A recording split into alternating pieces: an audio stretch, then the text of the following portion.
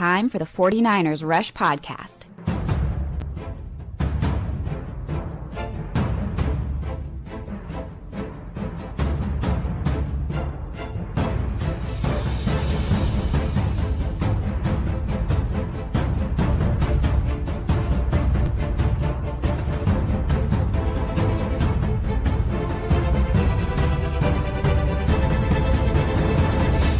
And here's your host, John Chapman. What is going on, faithful? It is absolutely incredible to be with you guys today. It's Thursday. I'm sorry, it's Wednesday. And Wednesday is important because tonight at 5:30 p.m. Pacific Standard Time, we are going live and we're doing our Zoom hangout for our 1994 watch party. So we've been doing all year. It's been an absolute blast, or at least all off season. And this is probably one of the biggest ones. We've got the 1994 NFC Championship game against the Dallas Cowboys tonight. So I hope that you guys get to make it out. Every single Patreon, regardless of your tier, you have the invite. So we've only got 2 more because we've done every game. Did skip a couple just because YouTube took some games down, but whatever. But we will be going through. We have the NFC Championship tonight, and then next week we got the Super Bowl, which is going to be a lot of fun. So if you haven't joined yet, go check it out. Just type in 49ers Patreon, first thing that pulls up. And we even got free trials up right now, which is really, really nice. So you can check it out before you even got to put any money up or anything like that. And we've got tiers that start as low as $1. So go check it out. Love all the hashtag CCs. What's up, Dave? We got Bro Montana, 49ers faithful forever. What's up, Josh? He's killing it. Oscar, I love it. Melissa. And look at Melissa. She's putting the whole team in there, man. Let's go, Clayton, John, Juan, Shot J, all the 49ers Rush crew. We've got a lot of them, which I'm very, very thankful for and happy for because, yeah, it's we've built a pretty solid community, and I don't want it to stop there. I want it to keep growing, but I'm very, very thankful. What's up, Slick? I love it. Paul, what's up, Paul Hope? He says, what's up, JC? I love it, man. It is hump day. That is right. I did get it wrong to start the show. Now, the best news of the day. Let's not wait. We'll get into the best of number series that we've been doing, and we're going to address the questions. So if you have questions that you would like talked about today, throw those in the chat. I am flying solo, but 100%. I want to get to those topics. So we'll do a little bit more of, a mailbag, and kind of get through some of that stuff. But I digress. We have dates, ladies and gentlemen. This is incredible. The NFL has announced the report dates for all rookies and vets for training camp to start. The Niners are always the last to put out any type of details for anything, just because Kyle Shanahan thinks it gives him an advantage. I don't know. It's just who he is. And so July 18th, which is not too far away at all, the rookies will be reporting. That's 3 weeks. It's a little less than 3 weeks, as a matter of fact. July 25th, a week after that, that's when the vets will report. So I am super excited just about, man, we're not that far away. Less than a month. We're going to have training camp football. The report date, you don't really get a lot out of that. But what I do anticipate is the Niners will release their schedule for training camps. They'll release their open dates where fans can go out and watch practices and all that kind of stuff. I'm pumped because we're going to be there this year. So the 49ers Rush, with us moving, we're going to be there. Look at this. We're not the only ones. Smoking Niner guy. What's up, man? He says, first live show in the U.S., just got back home yesterday. Congratulations to you and your family, Kenneth. I am so excited, man. Hopefully we get to hang out in person this year, but really appreciate all your support and just your positivity and everything you've done, your service for the country, all those things, man. Very, very happy to have your family back. And we got Eric Meisner in the house too, dude. Look at this guy. Niners IG legend. This dude just kills it over there on our 49ers Rush IG channel. And it's funny. We've been doing the roster countdown series, 91 all the way to 1, right? I think we're in the 60s now. And Eric does a great job of cutting those clips and putting them on Instagram. And we have had players, family members of players, on the back end of the roster, some of these like undrafted free agent guys that don't get a lot of the publicity and stuff. And that's just all Eric. And so really, really cool, increasing our exposure. We got over 6,000 followers on Instagram, which is awesome. And he's just such a good dude, man. So just want to appreciate you guys. Now, training camp. They're going to be announcing, what days fans can go to those. And as soon as I find out, I'll let you guys know, and I'll let you guys know which ones I'm going to be at. Maybe we could do like a quick meetup or something at a bar afterwards and kind of hang out.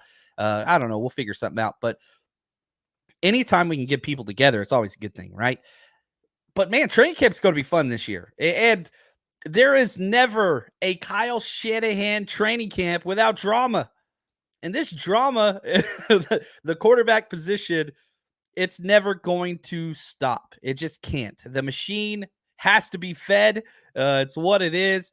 It's such a mess, man. But I am excited. And probably, albeit not Brock Purdy, one of the healthiest the 49ers roster has been since I can remember. Outside of, Drake Greenlaw had like a thumb issue. Not a big deal. He could play with that. Elijah Mitchell, I'm not sure what his issue is. He's always been kind of dealing with these injuries. That's almost it. And then the Brock Purdy elbow thing, which we'll talk about Brock Purdy later. We'll put that in the middle of the episode. That way I don't want to I don't want to start a show talking about quarterbacks just because I know it's a pain in the butt. But that's okay. That's okay. Not a bad thing. Bro Montana says, John, I apologize.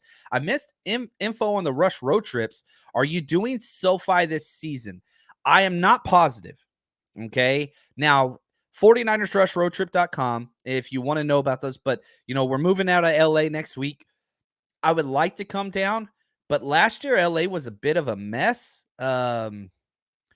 just because LA is a weird city. And where the stadium's at is not a good location. So it's hard to throw a party over there. But I am still working on some details. And if I can get a perfect setup, I would like to be in LA. I would like to come back for that game. So currently, nothing concrete. But just going to have to kind of wait and see on that one. So apologize about that, but I would like to. I would really, really like to. Mitchell is made out of glass. Man, it just seems like something all the time. And it's a bummer. Keep it the faith. I missed the 2-a-day open practices. So fun. All-day event. Yeah, 2-a-days are no. Not allowed to do those anymore. From the NFLPA, colleges can't do it anymore. High schools can't do it anymore. I remember 2-a-days in Texas. We would go out and we'd practice at noon. And then we'd go in and like work out and lift weights and have meetings. Then we'd go back out. We'd work out again at like 4.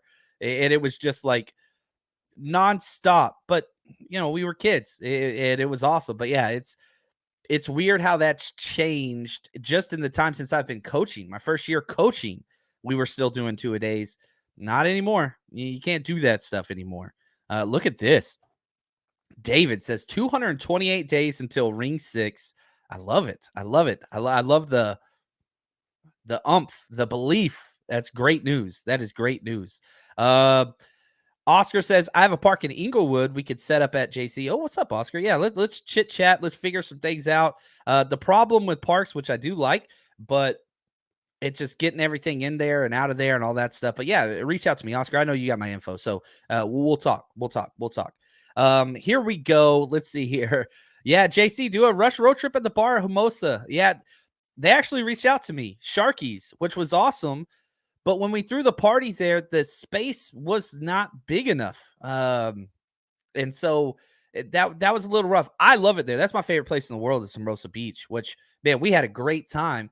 But we outgrew the space. And so it's kind of hard to get out there for some people. But, man, I freaking loved it. But, yeah, because I think we had about 70, 80 people, and it was just rough with the upstairs, downstairs, and I don't know. That's rough for me. Anyway. All right. Now, I do always want to kind of sandwich these episodes in with some 49ers nostalgia as we're going through our number series. So today we've got the best number 19 and with the best number 20 ever, which is going to be a lot of fun. So let's start with number 19. And, obviously Deebo wears 19 now, but there wasn't really a lot of competition here, but I did have a lot of fun in learning some of these older players. The first player ever to wear the number 19 was Joe Reed. Back in 1972, he was with the 49ers for 3 seasons. He had a 5 AV score, which is like the approximated value on Pro Football Reference. So not great. He was, 11th round pick out of Baylor and Mississippi State. He transferred, quarterback that the Niners drafted. He went 3-4, 4 touchdown passes, 13 interceptions, nothing too great. Then you had Scott Bull from 1976 to 1978. 6th round pick out of Arkansas. We like these Southern quarterbacks, right? He went 3-4, 3 touchdowns, 17 interceptions. Good Lord. Could you imagine if somebody put out that stat line today? 3 touchdowns, 17 interceptions as a quarterback. Yikes. And then we had Ted Ginn. He's kind of the runner up. He definitely doesn't hold a candle to Deebo. But, looking through Ted Ginn Jr.'s career, he was with us 2010, 11, and 12. Great teams. And he played a huge role. He never made a Pro Bowl, like as a returner, or an All-Pro as a return. Like, I was like, wait a second, that's not right. But yeah, like as heralded as he was as a returner, never even kind of top 2 or 3 on a season, which is weird. That is weird. Yeah, Debster says 11th round pick. They used to go for a minute, and they just kept trimming back down to 7 now. But yeah, there used to be 11 rounds. What's up, Debster? Always good to see you. Yeah, Ted Ginn single-handedly beating the Seahawks is aces to me. I have a lot of very positive Ted Ginn memories. Josh, what's up, Eddie? Says, had a nice career. Hey, Sin, how you doing, girl? Had 2 punt return touchdowns in 1 game against Seattle. Yeah, I mean, awesome. I looked through his like rushing and receiving stats, whatever else, but listen to these all-purpose yards. This includes punt returns, kick returns, receptions, everything, right? 2010, 1,487 total yards. 2011, 1,554. Then in 2012, he had 587, got hurt, had 4 fumbles. Ugh. And then that was it. But Ted Ginn, he played for 14 years in the NFL with 6 different teams. He has an AV score of 7 for the 49ers. Again, this just measures what these players did for the 49ers. I don't care what they do other places. It's about us. I'm selfish. He did have a punt return touchdown and a kickoff return touchdown in 2011. And I think, somebody tell me if I'm wrong on this, but I did a little bit of research. I couldn't find any concrete evidence. I think he has the last kickoff return for a touchdown for the 49ers, 2011, which is crazy to me. So maybe I'm wrong. Josh, I bet Josh could find this answer. He's smarter than me. That's a low bar, though, Josh, so don't get a big head on that. Now, let's get to the man Deebo. We got him 2019. Didn't have the best year last year by his own standards, right? He kind of came out and was very upfront about just how he was not happy. Oh, did I delete that clip? There, I'll load it right now while we're going. I think it'll let me do this. Yeah, here we go. I'm loading it now. Whenever it gets finished, I'll play it. But even if you include the year that Deebo had last year, which I don't really think it was like god awful. But he said it was awful, but you're looking at it. He had 56 catches, 632 yards. That's not great. 11.3 yards per reception, his lowest of his career, 2 receiving touchdowns. Then you get into the rushing. He had 42 rush attempts for 232 yards. That's 5.5 yards per carry. That's pretty damn good. 3 touchdowns.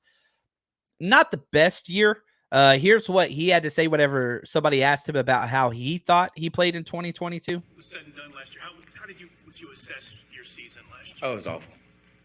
It was awful. Yeah. In what way? Every aspect. Do you consider that a little bit? Like, what?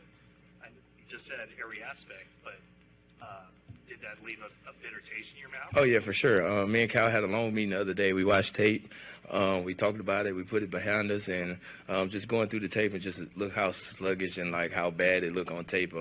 Like I said, just reflecting on last offseason, it kind of played a big role in that. And I never put nothing like that back on tape again. I hope he's right. Because if he is right, then man, he's been awesome. Like, that's the thing. Like, okay, from the 2019 draft, out of that entire draft class, 5 players have had an all-pro season. Jake Bailey, who's a kicker, if you want to count that. Quinnen Williams, um, Josh Jacobs, and then we got the other 2, Nick Bosa and Deebo. We got 2 all-pro players. Like, that's incredible. He's got 26 touchdowns receiving, 4,012 total yards. That's in 4 years. So if you just average out his years, he averages 1,000 yards and 6.5 touchdowns per year. That's so okay. Let's put this. And I went through, I was like, all right, I want to see where he stacks all-time 49ers list, right? He has the same amount of touchdowns as Michael Crabtree did. Crabtree played here for several more years than Deebo. In fact, he has the same amount of touchdowns as Crabtree in 28 fewer games. 28. That's like 2 seasons worth. Anyway. Now in 2021, that was the year that he was just all world. Got the all-pro nod, Pro Bowl, all that kind of stuff. And 1,405 receiving yards, which is the 9th most receiving yards ever for a 49er. It's funny at that list because here's how the list goes. It goes Jerry Rice, Jerry Rice, Jerry Rice, Jerry Rice, Jerry Rice, Jerry Rice. He's got the top 6. Then T.O.'s got 2 of them, 7 and 8. Deebo at 9, Kittle at 10.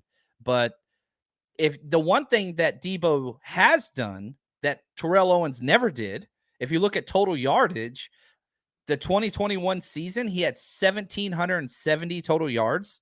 That's the second best ever for a wide receiver for the 49ers. Jerry Rice had a 1 year over 1,800. T.O. never did. And so Jerry Rice did that one time in his whole life. And Deebo did that once already as well. So I do think, and I think that this is a great point right here. Awful in sense of his salary. Yes. Because you're paying a premium, and this is the way the NFL goes. And the sad thing is the NFL is not very guaranteed. The contracts aren't highly guaranteed. So, like, I don't mind because Deebo plays so damn tough. But you're correct. You're going to get paid that way. You got to play a certain way. And I really, really do hope that that changes. Here we go. Josh, I told you he's smarter than me.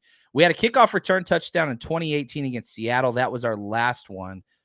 Did we have, maybe it was the last punt return? I saw somewhere like our last return touchdown was Ted Ginn Jr. Maybe that was incorrect. That's okay. Richie James for Seattle. That was the last kickoff return. So maybe it was a punt returner. But anyway, we'll see. We'll see. Sin, I am with you. She says, sorry, I didn't like Michael Crabtree. When he's in I rooted for him. But yeah, I didn't like him beforehand. I didn't like him after. The holdout, a lot of stuff there just really, really bothered me. But that's okay. That's okay. We'll see. We'll see. I don't want to go.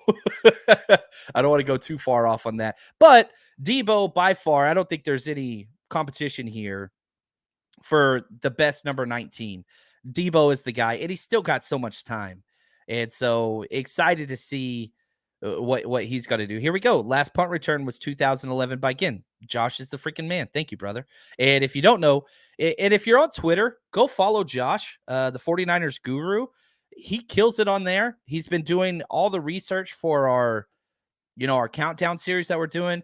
His tag on YouTube is 49ers Faithful Forever, which I have had several emails and conversations with people that want that same tag on YouTube. So don't change it because people want it. Just throw that out there. Cristiano, what's up, man? He says, John, keep being the best. So ready for this season. Going to Texas for the first time. My wife and I are thinking about moving to Corpus Christi. Yes, Corpus Christi is incredible. Just south of Corpus Christi, Freeport is incredible. I'm high class, baby. Corpus Christi is the founding location of the greatest fine dining restaurant in the United States, Whataburger. You got to go to Whataburger, baby. I'm joking about the fine dining, but it is incredible. I will die on that hill. Whataburger is the best hamburger fast food place ever. And I know everybody's like, oh, In-N-Out, Five Guys, whatever else. Don't care. I'm a homer on that one. I'm wearing my Texas shirt, man. But yeah, make sure you get some barbecue. You guys got to have a good time. Reach out to me. I'll be happy to give you some more locations with that stuff. Here we go. Thomas says, Crabtree, bad attitude, but he caught the ball with his hands. Love that. He did. Natural pass catching hands definition.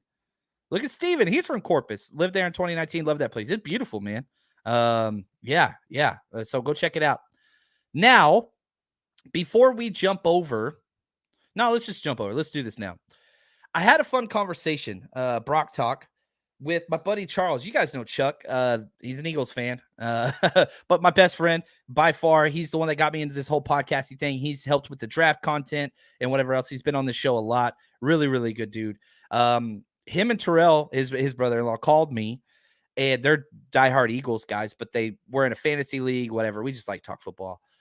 And they just had some opinions on Brock from outside, right? I know that we talk about this a lot. I try not to, but I thought that we had a really good conversation. He's off training. Brock Purdy's off training now in Florida.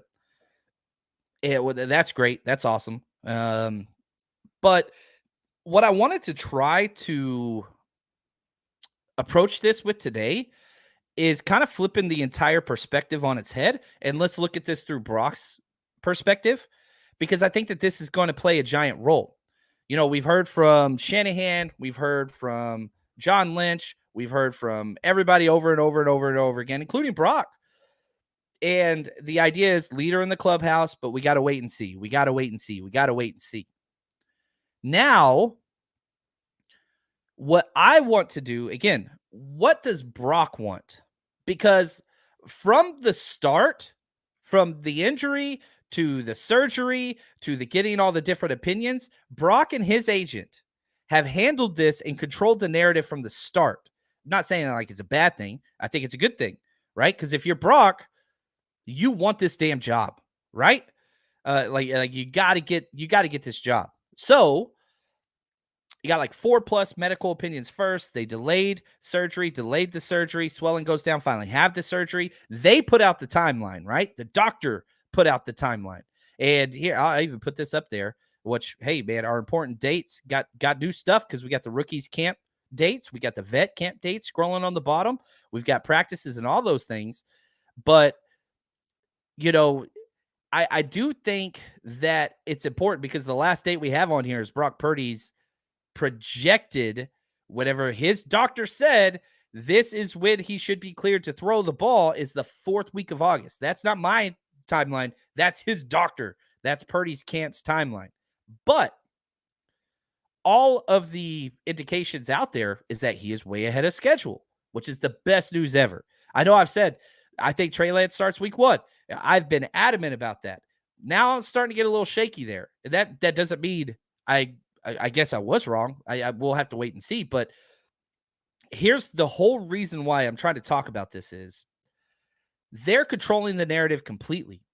And even if Kyle Shanahan and John Lynch really want to protect Purdy and put him on the shelf and, hey, let's see what Trey or Sam Darnold has or whatever else, we'll ease Purdy back into it. And Greg is right here. He says, I don't want to see Purdy. I want him game ready before week 3. And so I'm from this same understanding. I want to see what Trey has. Right here. Josh, let Lance get a taste. Then we'll see what happens. That's what I want too. However, and I think this is important, I don't think Brock Purdy wants that. I don't think Brock Purdy's agent wants that. Because what happens if, let's just say, okay, let's say he follows the timeline to a T. 4th week of August, he's finally 100%. That's a week. That is 1 week before week 1, September 10th. It's 1 week. So Kyle's like, you know what, man? We're just going to, we don't want to rush you back. Well, here's what Purdy could do. And I don't think that this is quote unquote negative, but again, if you're Brock Purdy, you do not want that. You want to be back and start week 1. Why? Because what if Trey or Sam Darnold goes out there and does what you did or better? Well, guess what? You can lose your damn job because of an injury. And I've had this debate on here lots of times. But how did Purdy get the job? Because Trey got injured or because Jimmy got injured, right? Like, that's just the way the world works. And you don't lose the job because you got injured. You lose the job because you got injured. That injury created an opportunity for somebody else. If somebody else runs with that opportunity, that's why you lost the job, right? If so facto, I'm your boss. Anyway, somebody might have got that dodgeball reference. But again, this is not what I think Kyle should do, would do. Don't care about that. That's not the conversation we're having. I am trying to look at this from Brock Purdy's eyes or his agent's eyes. And he's been controlling this narrative from day one. He is going to, if he stays ahead of schedule, you're going to get throwing all kinds of videos and clips and all that stuff way before you get it from the Niners. You're going to be getting it from Brock Purdy and his agent, I think, because they're going to control it and try to show everybody, look, man, I'm good to go. I'm good to go. And if that's the case, I want Brock Purdy healthy. I really, really do. And so it's just, I don't know. I really thought, because again, I've been around players. I was a player. I've been a coach, and I've been around players are gladiators. That's who they are. That's their mentality. I'm the best. That's me, right? I'm him. And this is where the medical staff and coaches have to step in and say, whoa, I know you think you're ready to go. What's best long-term? Players don't think that way. They don't. Especially if you're Brock Purdy now, you're an undrafted free agent. You ain't getting money. He's working really, really hard on all his endorsement deals, which makes you really, really, really happy. I love it when people get paid. I want everybody to get paid. But you have an opportunity to seize here. And let's just say, again, what if Trey goes out there? If I'm the agent of Brock Purdy, here's what I'm saying. Brock, you got to be 100%. But if it takes time, just know they got a 3rd round pick on their roster that they traded up for. If he goes out and balls out, guess what? You're going to be sitting on the bench for not 1 year, not 2 years, 3 years. Not saying that's going to happen. That's all I'm saying. I'm saying the agent is telling Brock Purdy that, look, bro, if Trey goes out, it's out of your control. If you're not out there ready to go, this kid could step in and be maybe what they thought he was. Not saying Trey's going to do that. That's all I'm saying. If that happens, though, Brock, they got you under contract for 3 more years. Why would they trade an undrafted free agent if Trey Lance is out there balling out and just have him as a backup? Trey Lance has been injured a lot. Or fill it in with Sam Darnold. Now, Sam Darnold will complicate things because he's on a 1-year deal. Then you're doing a contract. Do you extend Darnold? Oh, that don't even. That made my head hurt just even saying that. Yeah, I don't know, man. Let's get to some of these comments on this topic. I love it. Appreciate you guys and your patience there. Gregus says, Brock can want the job, but after hearing from Mullins and knowing how the 49ers operate, players coming off serious injuries, I don't want to see. What I want or what you want, I get that, and that's a whole nother can of worms. I want this conversation as much as possible to be around what Purdy and his agent want, because I think that's one of the areas we haven't really addressed very, very much. Now, I will say this. One of the Shanahan flaws, and if you watch the show, you watch the show. It's freaking, you're here. I love Shanahan. He's top 3 coach for me in the NFL. But one of his issues, he will rush people back from injuries. And he will ask people not to take certain surgeries, Raheem Mostert, that will end years, or Trent Brown. You can go on and on and on. That is a legit criticism of Shanahan. Does Shanahan want him back? Yes, he does. I think he really does. Does John Lynch? Yeah, I think everybody does. He's that damn good. But yeah, I don't want it rushed back. That's here we go. Charlie says there's no question in my mind that Purdy starts week 1. Man. So it's looking that way, man. It's looking that way. If Purdy is 100% ready to go, he'll play. My question is, how much time does he need? If the doctors say, 100%, the 4th week of August is 1 week, enough? Practicing for 1 week and then start? Maybe it is. He does have the year under his belt, half a year, 8 starts, whatever else. Yeah, risking games to see what Trey has. No thanks.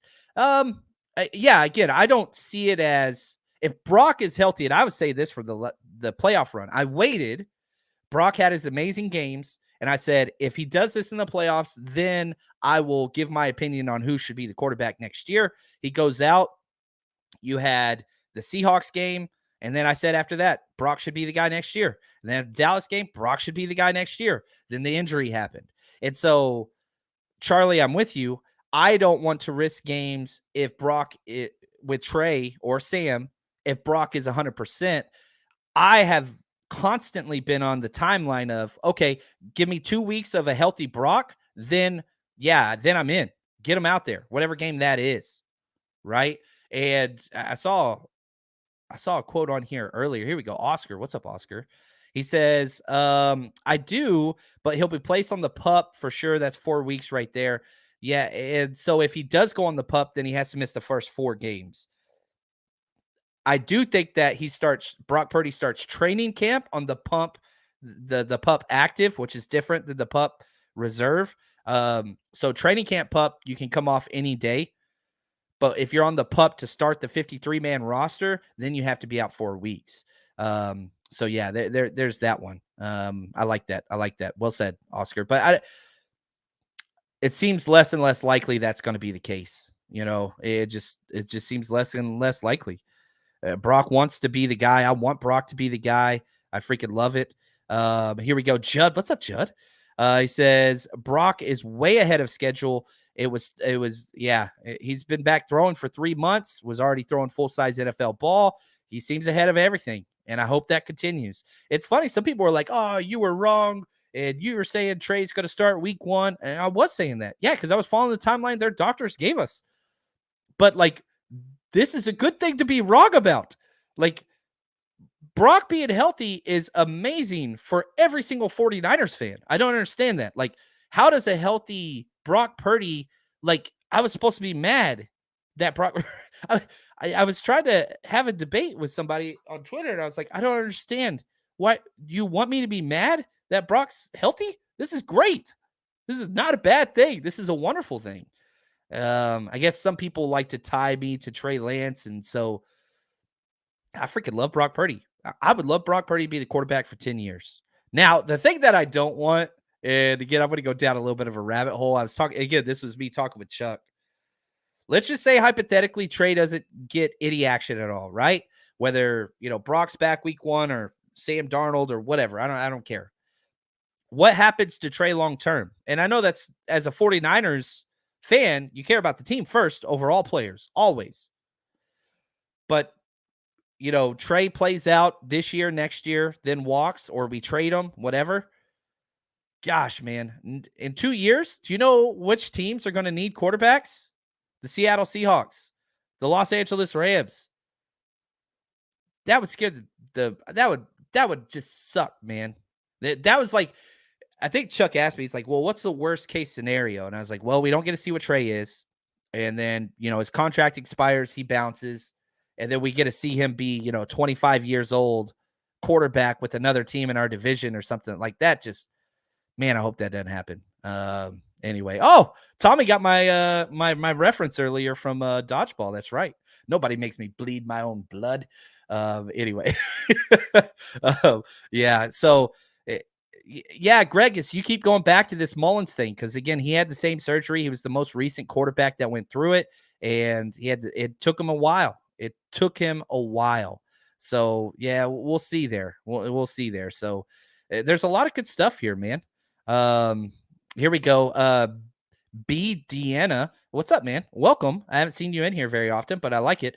You're way off. Brock is only worried about one thing, his health. Brock isn't intimidated by Trey, Darnold, or anyone else. Brock has shown what he can do, and he will do it again.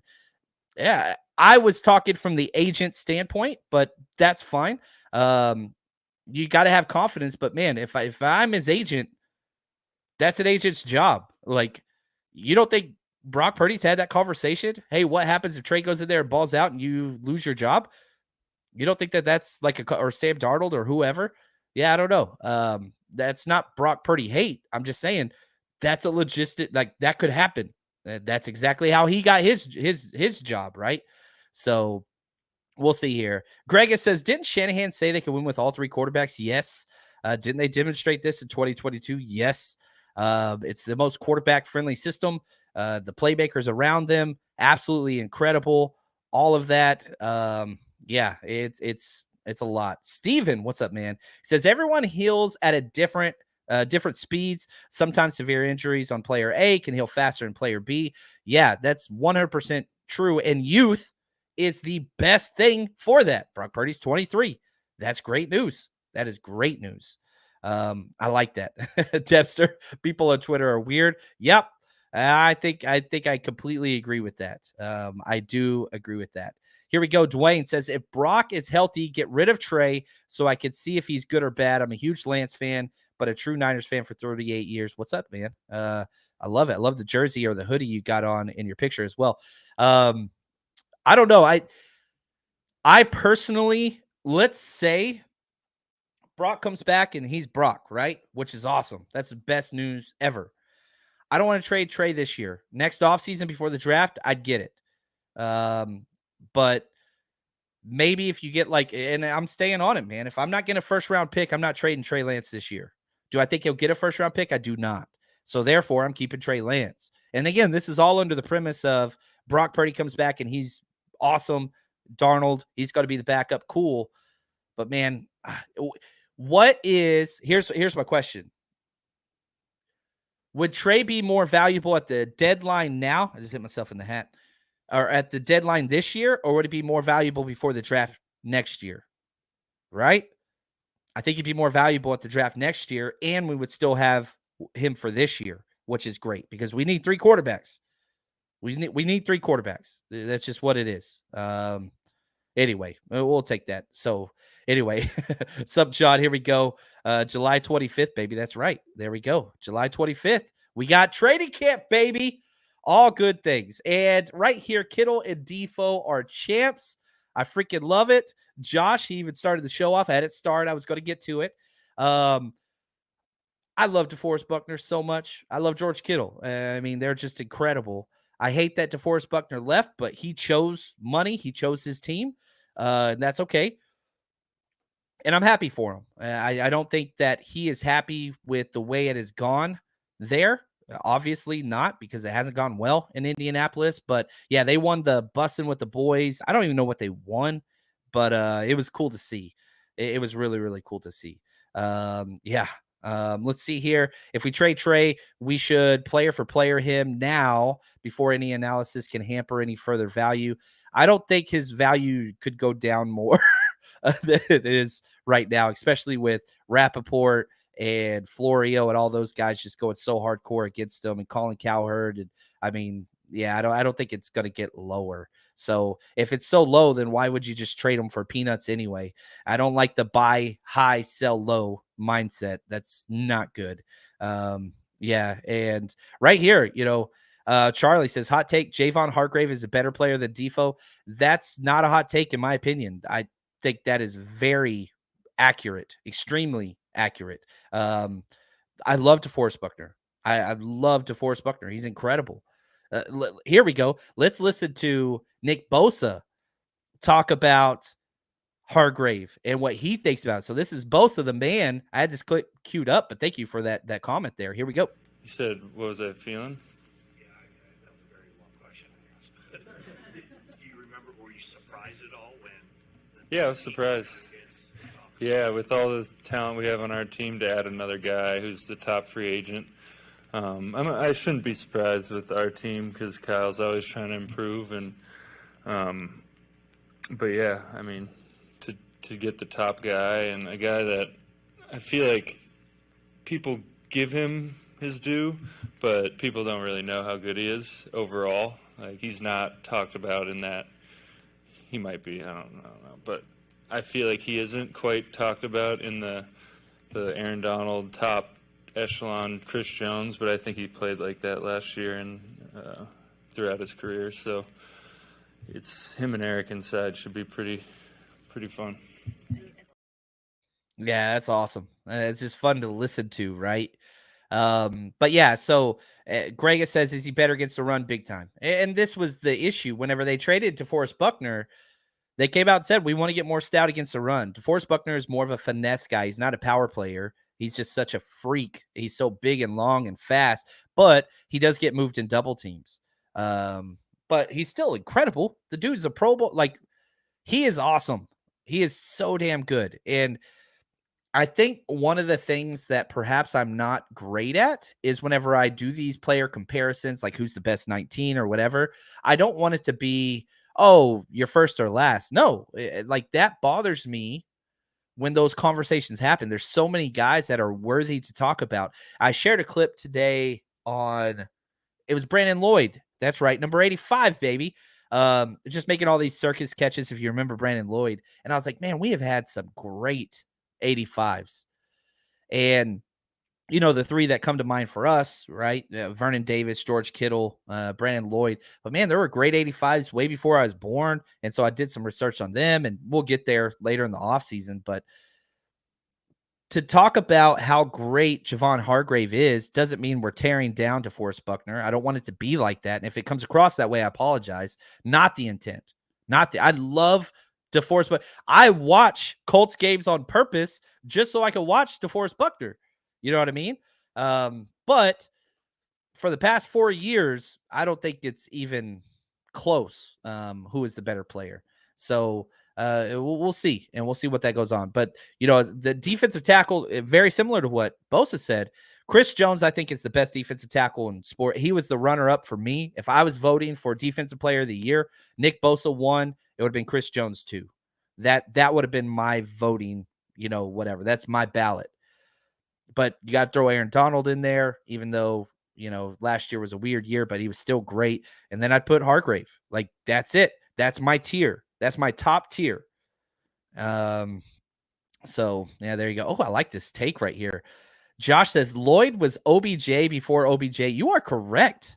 In terms of circus catches. Yeah. He was so fun, man. Those highlights, crazy, man. Yeah, just crazy. So, oh, look at this. David says we drafted Buck on my 30th birthday.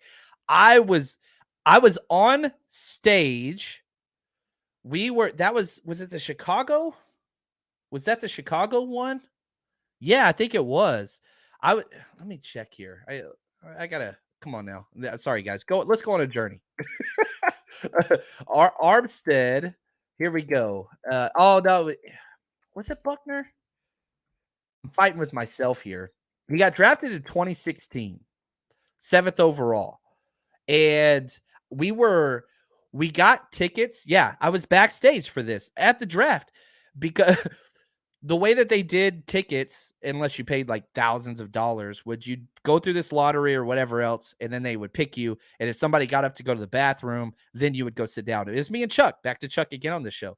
And so we were backstage for the 5th pick. The Niners were drafting 7th. Okay. And what happened was, because there were like 5 to 6 players that were just incredible. Jalen Ramsey, Ezekiel Elliott, which I didn't think was whatever. But the whole time we were in line next to Cowboys fans, and I was talking trash. And I was like, if you guys take Ezekiel Elliott, you're the dumbest people alive. Dumb team. And they wanted Jalen Ramsey. They took Ezekiel Elliott, as we know, and we just roasted these guys. They were so pissed. It was awesome. Anyway, we finally get to sit down, and as soon as we sit down, the Niners draft DeForest Buckner, which is who I wanted at number 7 overall. That was a hell of a draft, man. Goff went 1, Wentz 2, Joey Bosa 3, Elliott 4, Ramsey 5, Ronnie Staley 6, DeForest Buckner 7. That was a damn good draft right there to get Buckner there. 1 All-Pro, 2 Pro Bowls. He's great. He's great, man. I'm excited. I'm excited for what he did. I'm glad he got paid. I do wish he was around.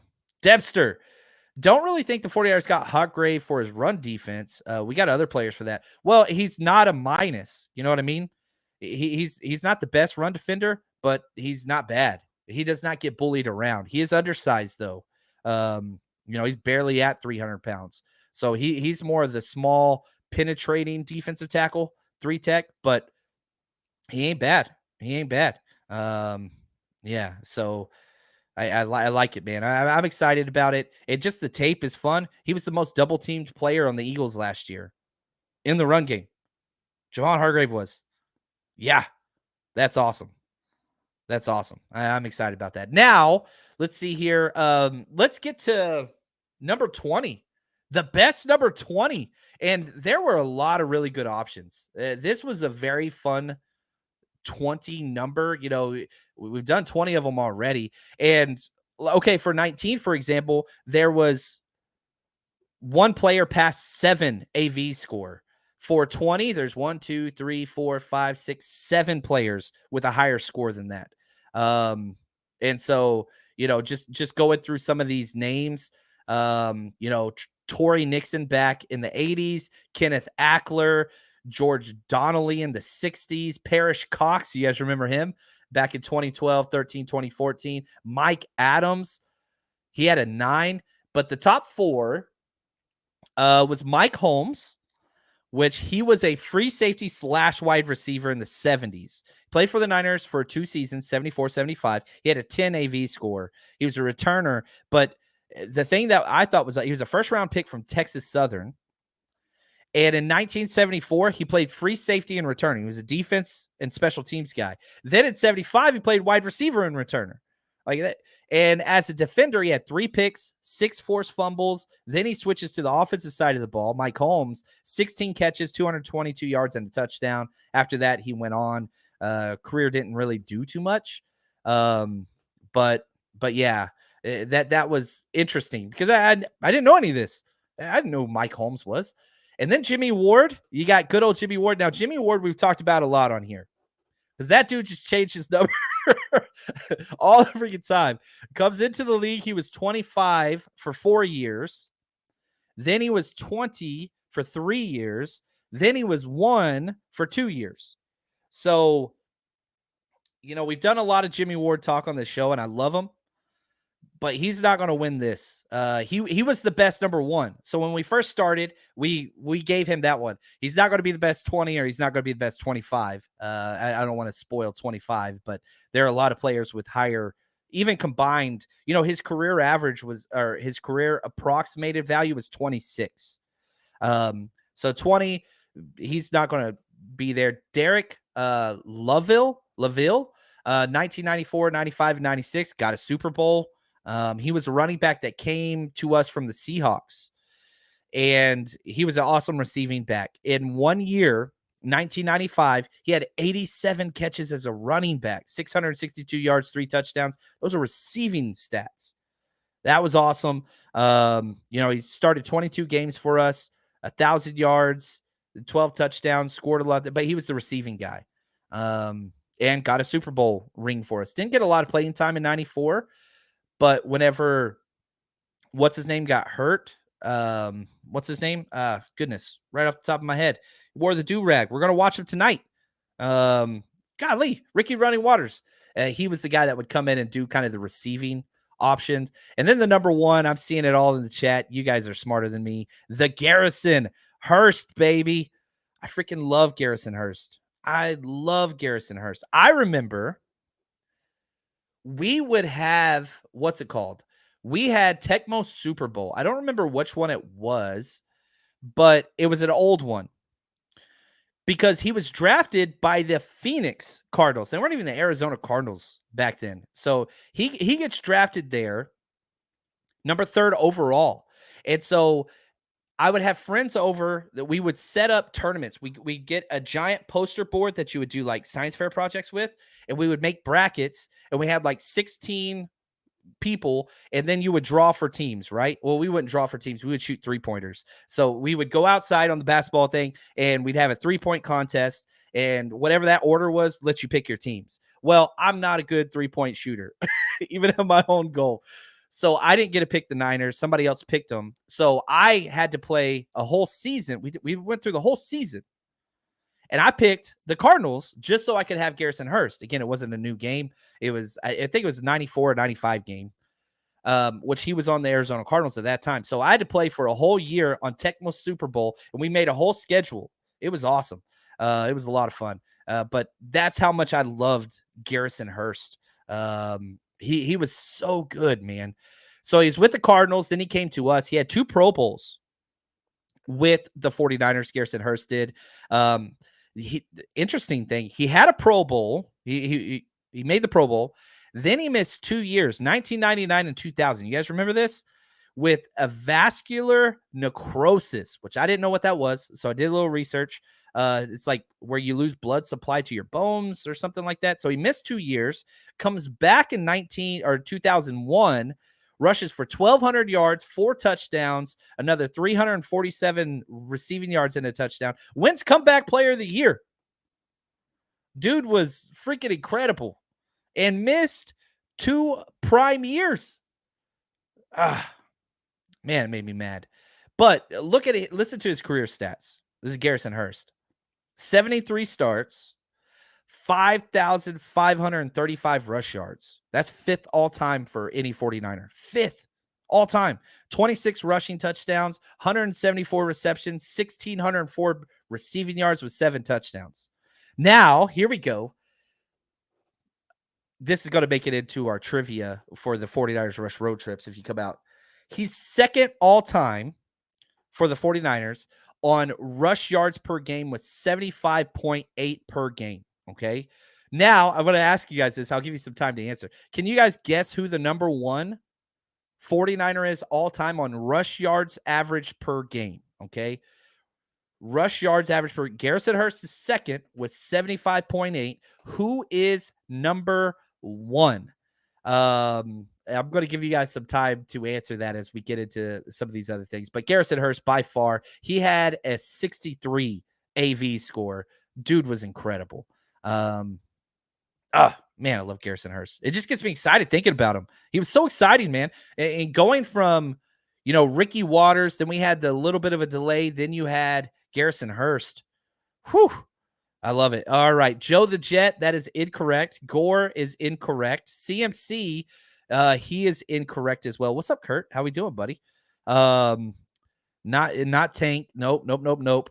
Here you go. You guys are gonna not believe me, maybe. Elijah Mitchell. Elijah Mitchell is number 1 all time with 77.6 rush yards per game. I was flabbergasted. What? Now I know it's a small sample size, but when he plays, even coming in as a backup to CMC, most rush yards per game? That's crazy. Elijah Mitchell. Yeah, now CMC is kind of moving up that list fairly well. I think he was like 5th or 6th. So we'll see, because if CMC does what I think he can do, I would not be shocked at all. Look at this. Elijah's a monster. Just wish he could stay healthy. I'm with you, man. Yeah, he was so good because he plays 1 game, kills it, and gets hurt for 5. Oh, man. That hurts. But yeah, you're not wrong. You're not wrong. A couple real quick questions that I really, really like. Josh, the man, I love this dude. He says, who's your dark horse to make the 53-man roster? Oh, Quantrez Knight. Why change gears, right? Quantrez Knight. I freaking love everything that this guy is. Personality, culture fit, playmaking. You got Steve Wilkes in there that wants turnovers. That's Q Knight's specialty, man. Versatility. He can play a lot of spots. Now he's got an uphill climb. There's no doubt about that. But, I don't know. That's my dark horse. That I just want to see him play, man. Just needs a shot. That's what it is. Oh, look, Greg says his dark horse would be Graham and obviously Coletto. Yeah, Jalen Graham, 7th-round pick. And then Jack Coletto, fullback, linebacker, wide receiver, quarterback, running back, tight end. I don't know. Car salesman. He can do it all. And Gregus goes even one step further. He says, I'm not going to lie. I want to see Feliciano take the center job from Brindle. I'm not sure they're going to be putting him at center. I think they want him to be the guard backup. But yeah, that's going to be interesting. I think Brindle's pretty safe. His pass protection is pretty damn good. And so they signed him to a 4-year deal. I don't think he's going anywhere. Debster. I love Elijah, but he's never on the field. Yeah. That's rough. I'd give Mitchell the Wilson treatment. I'm not sure you could trade him, but man, he's so good and he's so cheap. And he was awesome, man. We got to hang out with him in Vegas for the draft party we threw. Man, such a good dude. Kurt, he says, John, would you just rotate backs like we did in 2019? I would. CMC, Mason, Mitchell. I do wish. Let me think on this real quick. I do want way more usage of backups. Yes. Now, you need a heavy dose of CMC, right? That's what you need. So let's just say, okay, 30 rush attempts, that's my number in season. You guys, especially if you bet with us, 30's the magical number, 30 rushing attempts. So let's break this down and let's work bottom up. I want Deebo getting 2. All right, here we go. I need to get my little handy dandy calculator out here just so I'm not messing this up. Okay, so Deebo gets 2. Let's say TDP gets 2. That's 4. Let's say Jordan Mason gets 4. Okay. Let's say Elijah Mitchell gets 8. Okay. Now we're at 16. That means Christian McCaffrey gets 14. I'm cool with that because I know he's going to be getting all the pass attempts. So, that's how I would want it broken down. Again, I could spend some more time and finesse some more of those numbers, but 16 rush attempts for Christian McCaffrey would make me very happy. And it's the problem is when you take Christian McCaffrey out, defenses say, hey, guess what, guys? We can now play normal defense, right? But yeah, I don't want McCaffrey, and I got McCaffrey in my dynasty. I don't want him getting worn down, man. It's a long season, 17 games, playoff run, all that stuff. So we'll see there. Let's see here. Greg says, what's going to happen with Brindle is facing Mozzie Smith and Jordan Davis. They're young pups. We'll see. But we'll just have to see. Pass pro, I'm not too worried about him. In run game, yes, he's going to need help. There's no doubt about that. But that's just kind of what he is. Nesto says, you think TDP doesn't make the roster? I think he does. I think TDP does. He's better than Trey Sermon. They liked him. I think he'll be there for a little bit. So we'll see it. But that's going to do it for us now. We've got to wrap this show up. We are going live 5:30 over on Patreon. It's already been posted on there. The Zoom link's there. We're going to be watching that 1994 NFC Championship game against the Cowboys, man. It's going to be a fun time. 5:30 p.m. Pacific Standard Time. That's going to do it for us here. You guys are awesome. That was a fun show. I enjoyed myself. Hopefully you guys did too. And until next time, stay strong, faithful. Time for the 49ers. I hit the wrong button. My bad. I got the outro buttons below. Also, stay strong, faithful still.